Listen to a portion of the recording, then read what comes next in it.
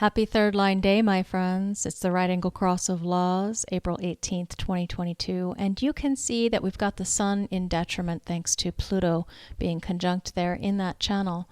Gate 3 is difficulty at the beginning, the gate of ordering. The third line is about survival, learning the ability to recognize and distinguish between fertile and sterile in their various manifestations. As you can see, Pluto detriments this line. The perverse denial of evolutionary standards, an innate contrariness which refuses to mutate. With this limitation, the gate of acceptance, third line of conservatism, Saturn exalts.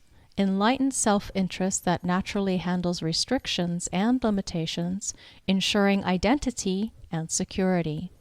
In other words, the energy to maintain identity and security despite limitations.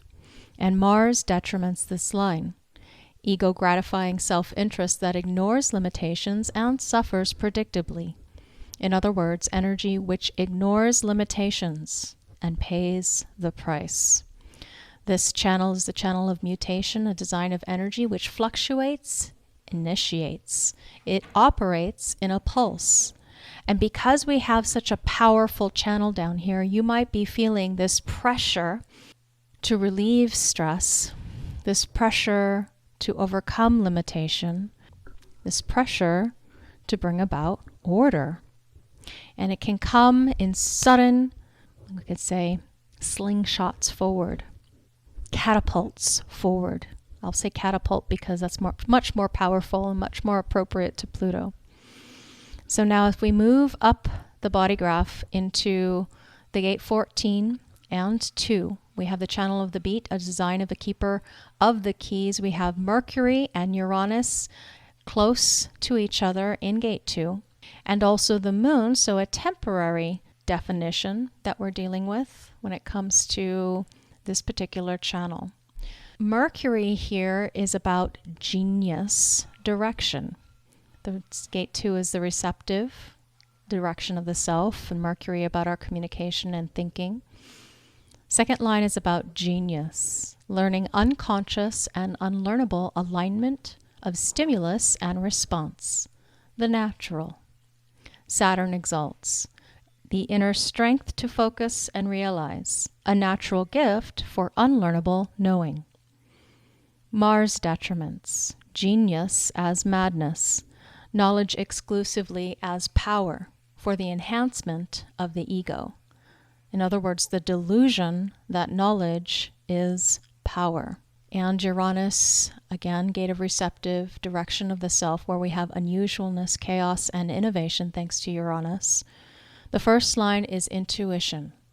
We're learning about sensitivity to disharmony and atrophy. Venus exalts this line.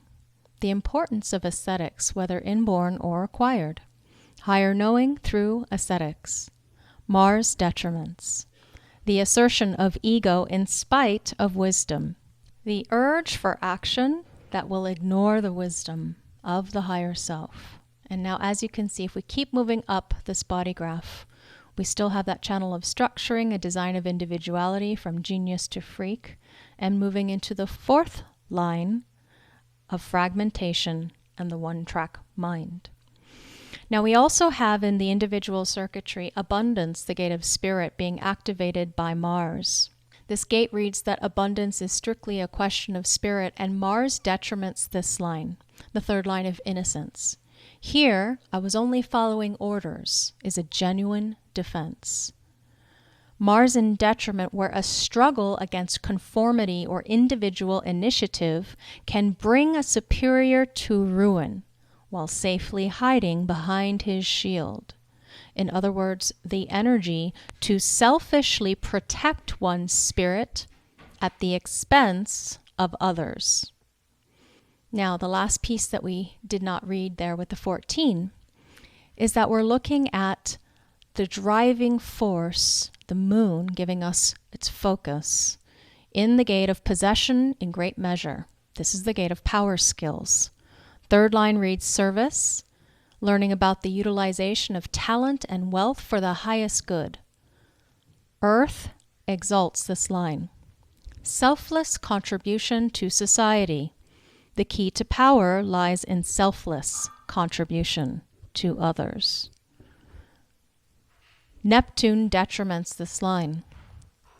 Greed and the self-destruction of moral fiber. The power of selfishness to fuel greed. Now, what I'd like to mention with regards to what the transits are doing inside of all of us right now is that it is formatting us to operate in an individualistic manner and to perhaps identify with going inward rather than working much out in the world of form, going inward into our individual mutation, marching to the beat of our own drum. Now remember, with regards to how you are here to operate correctly, it becomes an experiment in practicing with your decision-making strategy, your personal roadmap for finding the most fulfilling decisions in life. Not necessarily always going to be easy, but definitely something that you want to experiment with and see how well it works for you.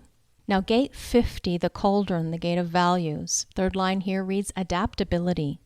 Moon exalts this line, that when unable to make it alone, will naturally align itself with nurturing and protective forces.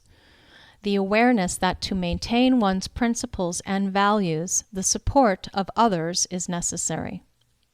Mercury detriments this line.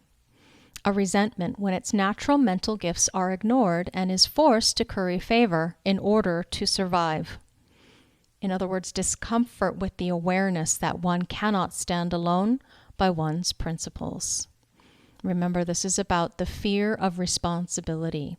So taking on too much responsibility out of fear or avoiding responsibility due to fear.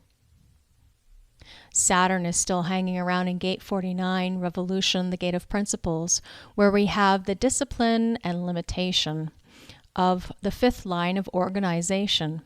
Moon exalts this line. Practical provisions for the needs of others in revolutionary times, which ensures support and continued understanding. A potential sensitivity to the practical needs of others. And Mars detriments this line. A concentration on the organization of power to clearly define authority, often at the expense of higher principles. A rejection of higher principles in seeking to organize others. Now, we still have Jupiter and Neptune conjuncting each other in the darkening of the light, the gate of crisis, Jupiter bringing us a law from the third line of transition. We are learning about the point at which decline has exhausted its power. Jupiter detriments this line. The tendency in renewal to try and assimilate the remains of the old order into the new, with the risk that it may rise against the new order once it has regained its strengths. In other words, the embrace of the change, but with feelings that will not let go of the past.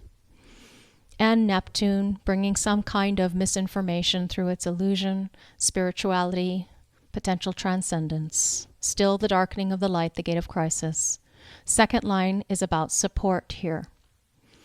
We are learning through Neptune's veiled potential, possibility for expression here, the support or assistance to others in times of decline.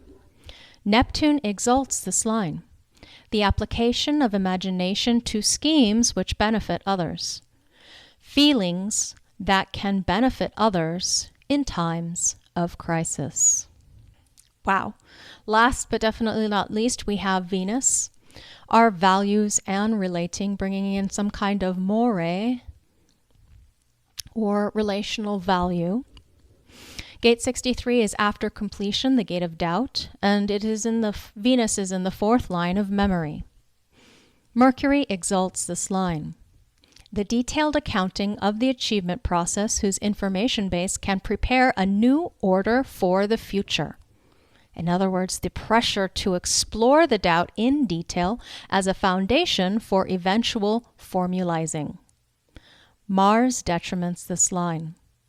A willingness to forget in the glow of victory with a possible price to be paid later. The pressure and risk to forget the details when the doubts have been answered.